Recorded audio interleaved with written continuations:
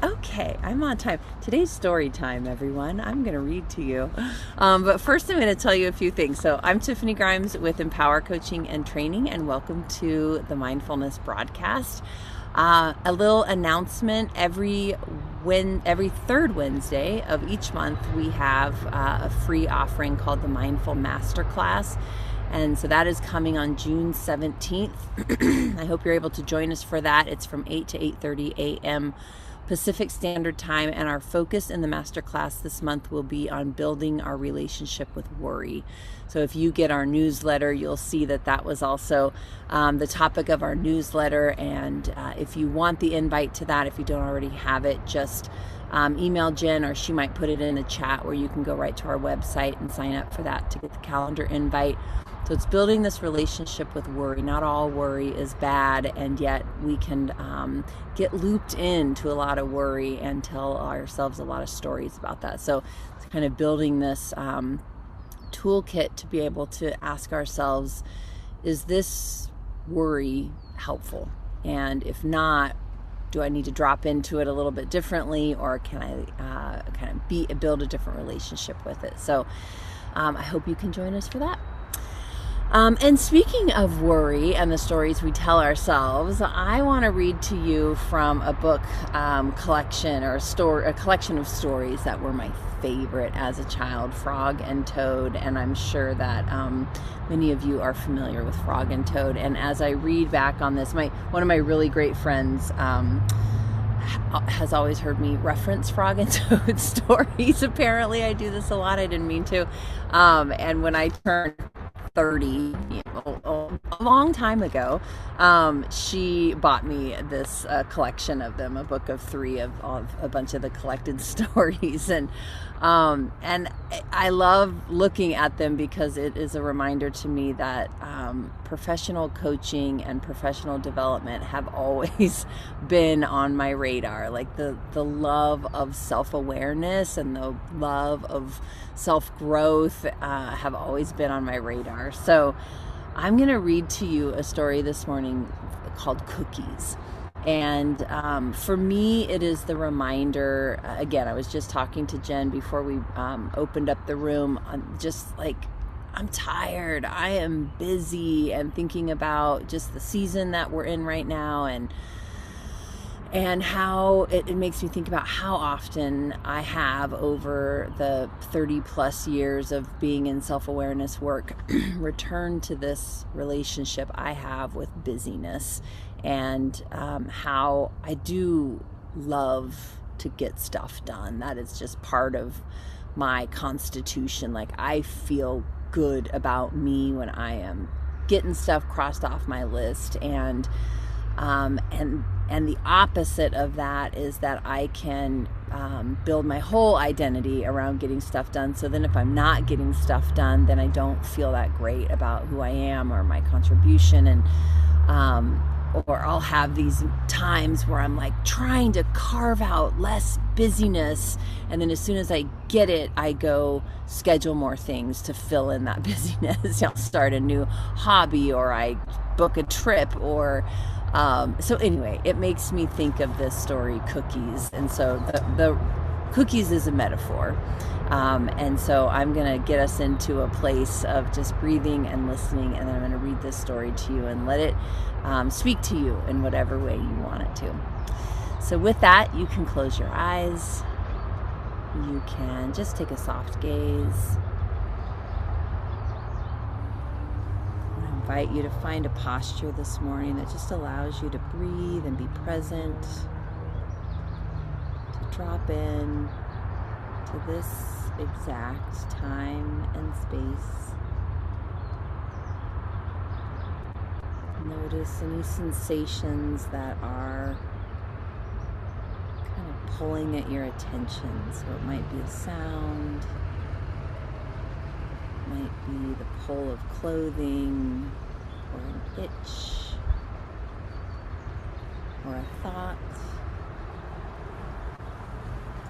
And just let your attention fall to it, greet it, put the spotlight on it, say hello, and then go to your breath. And every time that thing or those things ask for your attention, you can just simply notice. See, you want my attention? Hello? And then put your attention back on your breath.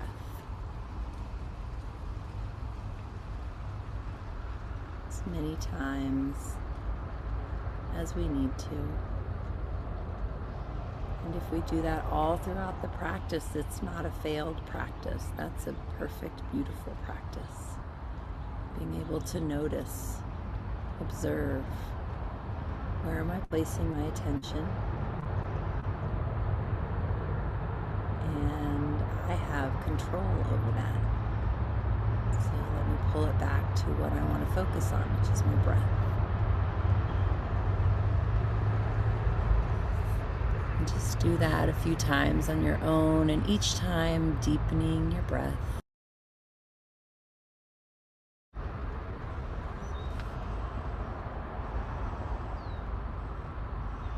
Inviting any tension or energy that you're holding, held breath or tight shoulders.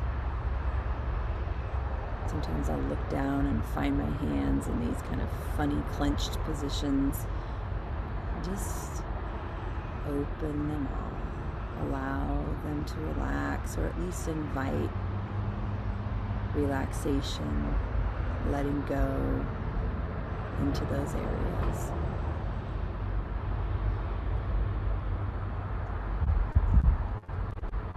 And then as I read to you this morning, what I want you to do, your work, is to listen, to breathe, and to be curious. What are the quote-unquote cookies in your life? And if you find that you're really distracted or not grooving with this, you can also just focus on your breath. Cookies, Frog and Toad. Toad baked some cookies. These cookies smell very good, said Toad. He ate one. And they taste even better, he said. Toad ran to Frog's house.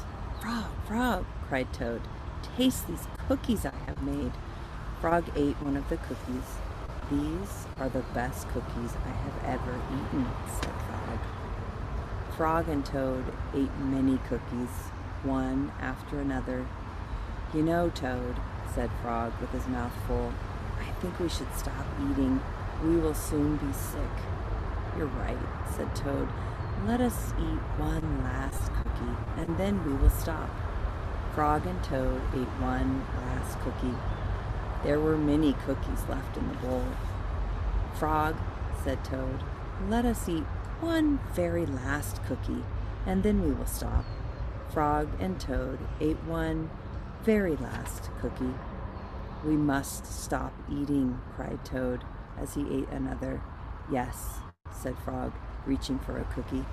We need willpower. What is willpower? Asked Toad.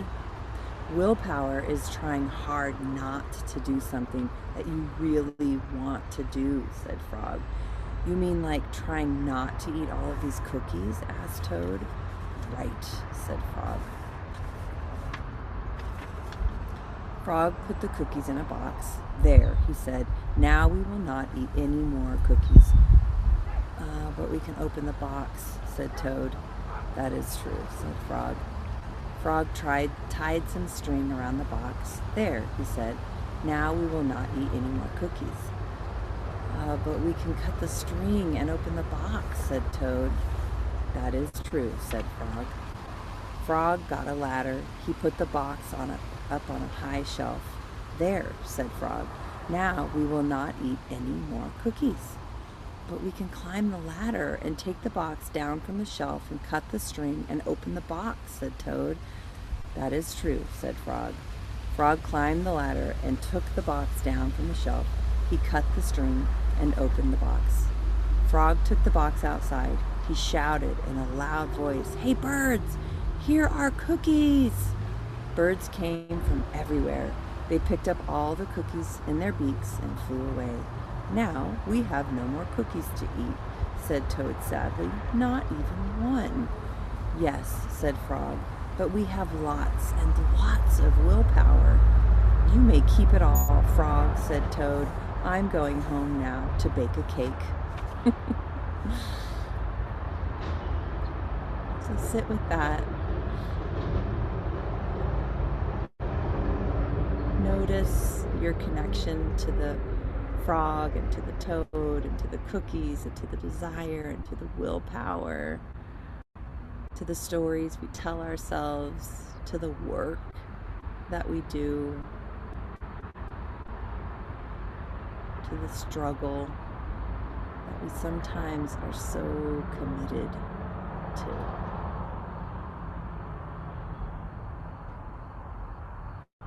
Be curious about what these represent in your life. For me, it's busyness.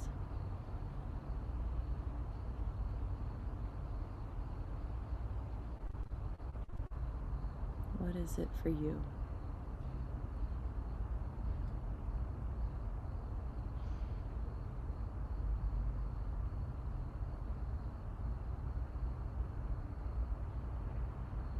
Just breathing, observing,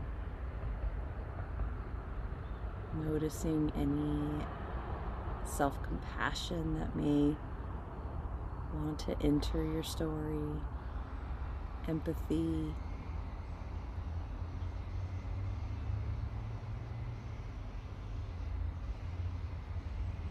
this human condition.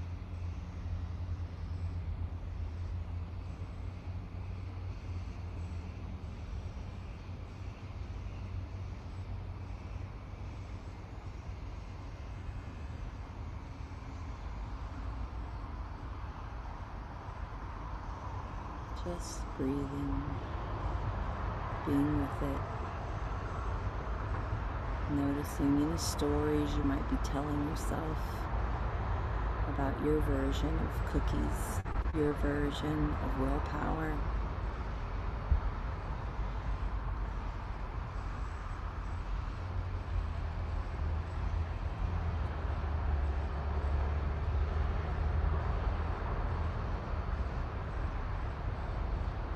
Being open to seeing things from many different angles. This practice for me allows me to reassess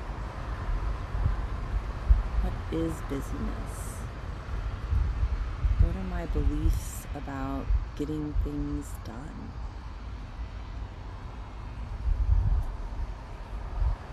What are my true beliefs about having free time?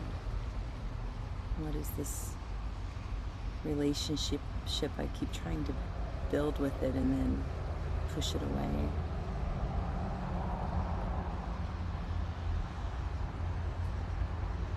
And what is my definition of free time?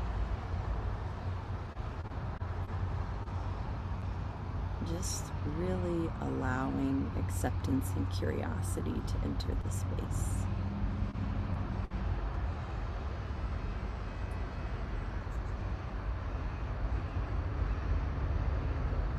As we close the practice, finding your breath one more time, appreciating yourself for all that you are, all that you bring.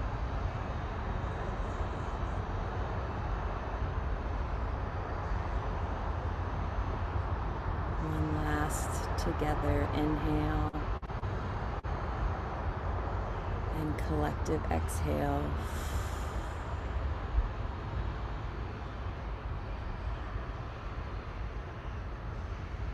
And then slowly opening your eyes. And I gotta go, I'm busy. Take care, everyone. See you next week. Bye.